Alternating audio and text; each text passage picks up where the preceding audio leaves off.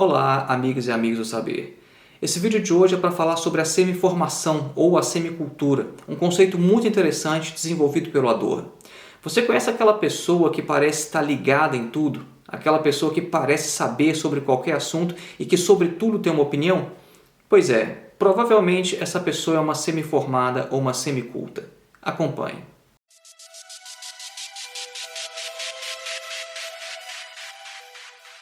O termo semicultura em alemão é Halbbildung, né? São duas palavras. Halb, que quer dizer metade, como se fosse o half em inglês, e Bildung, que é uma palavra que em alemão tem o significado de formação ou então de cultura.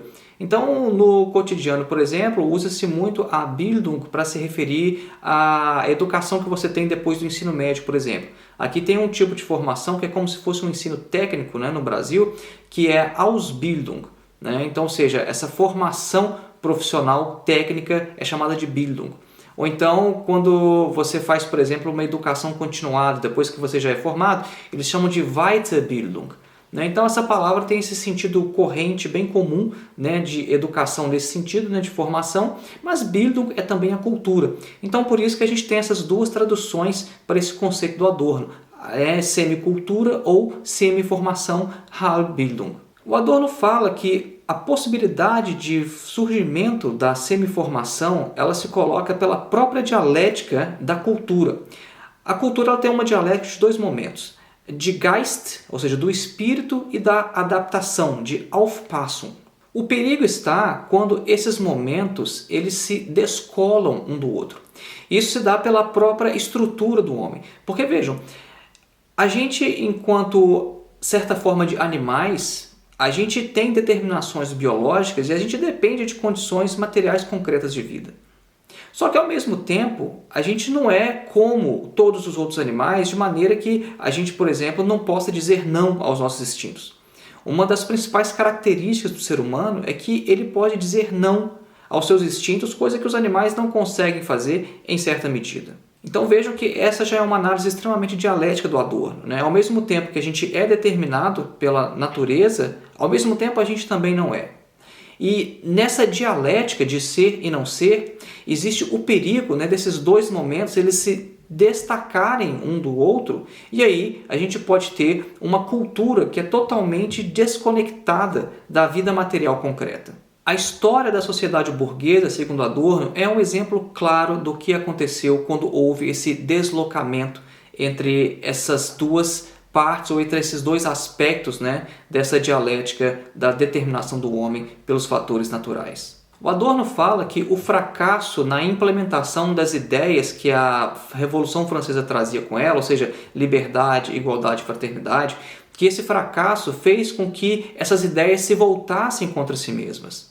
De bandeiras revolucionárias, né, orientadas a uma praxis, elas se transformaram em ideais etéreos, em meras boas ideias, em utopias no sentido de não alcançáveis.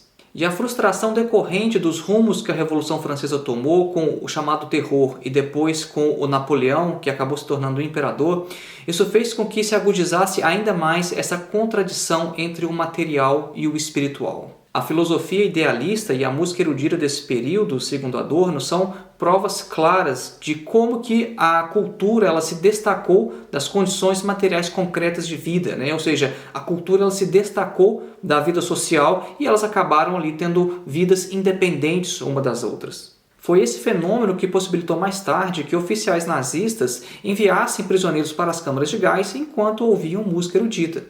Isso também é expresso, né, de maneira bem interessante naquela sequência de filmes O Silêncio dos Inocentes, né, que depois foi com Hannibal Lecter, que em um dos filmes ele mata suas vítimas ouvindo música clássica também.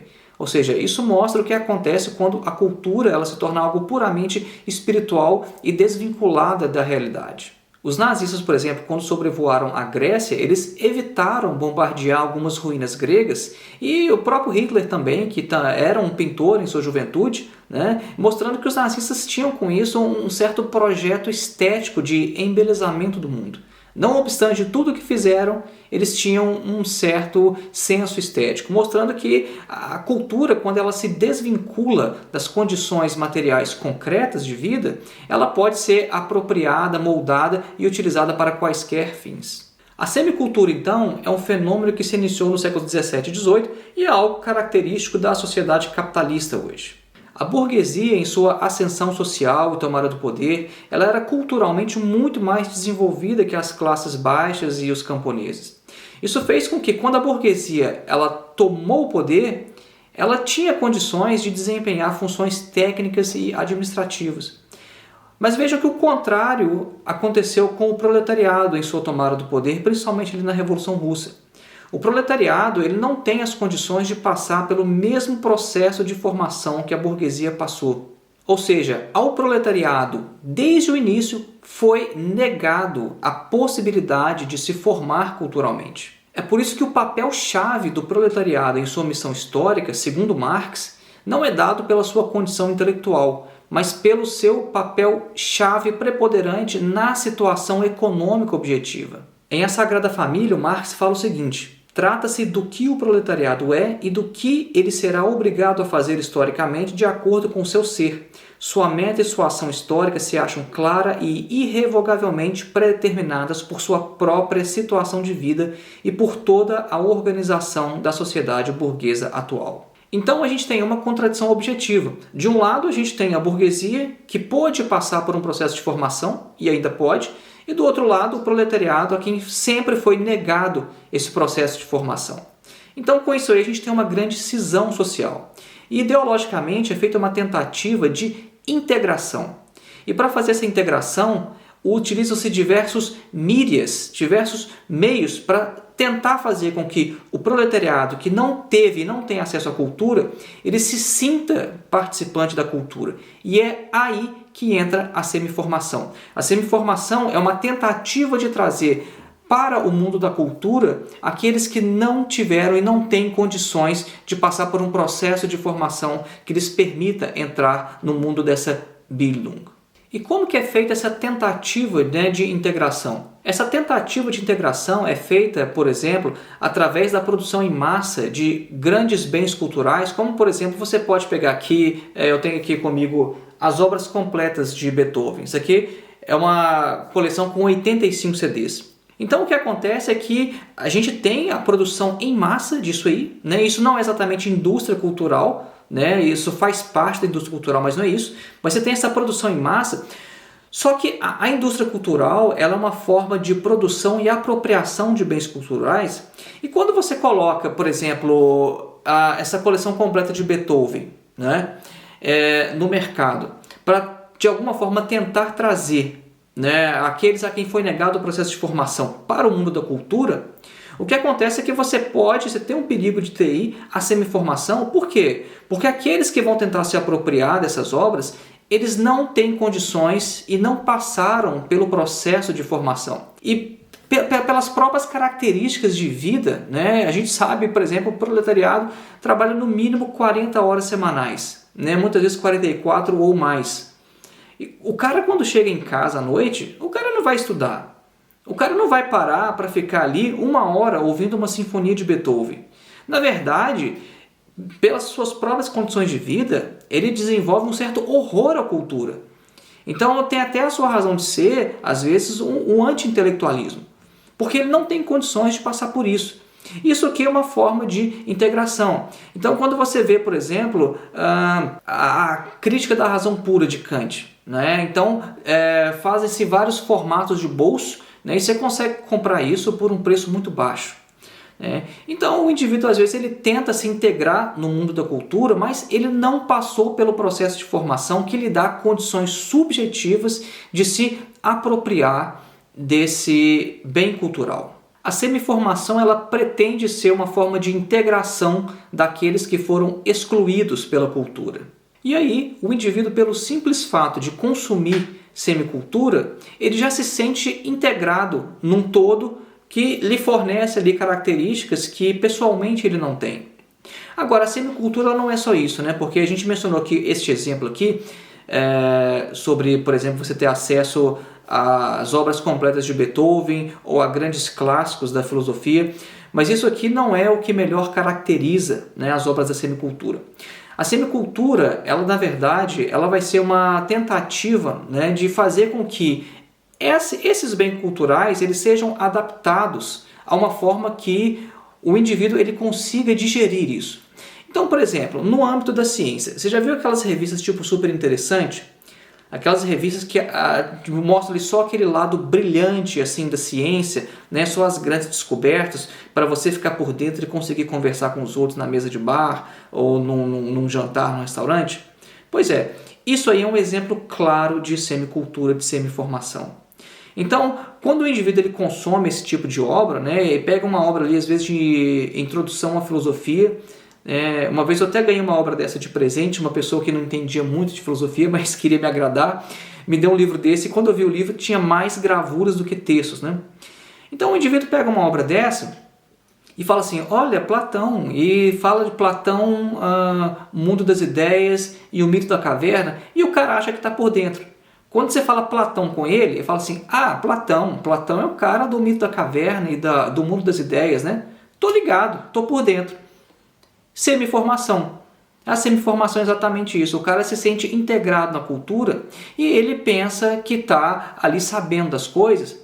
E isso é extremamente perigoso, né? Porque o Adorno vai falar que a semiformação ela pode parecer um passo em direção à cultura, ou seja, o cara está quase integrado, ele está quase ali, está nas portas, né? Porque você fala halb, então, ou seja, metade, né? Mais um pouco o cara está integrado. Mas o Adorno fala que não. A semiformação ela é inimiga mortal da formação. A semicultura é inimiga mortal da cultura. Porque quando o indivíduo ele tem a semiformação, ele não parte para a formação, porque ele já se dá por satisfeito. Ele já se sente integrado. Então, a partir daí, ele não vai buscar mais informações, ele não vai buscar mais coisas. O Adorno cita um exemplo muito interessante, que é sobre um mestre torneleiro que foi ler a Crítica da Razão Pura, e depois o cara, com as suas leituras de Kant, o cara acabou caindo na astrologia, né? Porque o cara, ele leu ali depois, na verdade na Razão Prática, ele leu ali falando sobre a lei moral dentro de mim e o céu estrelado acima de mim. É um trecho muito famoso, né, do Kant. Então o cara concluiu, né, esse trabalhador que não teve acesso à cultura, mas tentou ler Kant, ele acabou concluindo que para o Kant fazer sentido você tinha que ir para a astrologia, porque o Kant falava sobre o céu estrelado acima de mim. Então o Adorno registra este exemplo aí para mostrar como que o indivíduo sem condições de se apropriar dos bens culturais, ele vai morrer ali na semicultura e ele não vai conseguir se apropriar dessas obras. Então tem gente que fala assim, poxa, mas isso aí é uma coisa muito boa, né? Porque se você fizer ali milhões de cópias ali de obras de filosofia e colocar em tudo quanto é lugar, e se você, por exemplo, colocar preços acessíveis, obras como essa do Beethoven ou essa do Mozart aqui, as pessoas vão poder comprar e a gente vai ter mais cultura na sociedade, né? O Adorno fala, não é assim que funciona.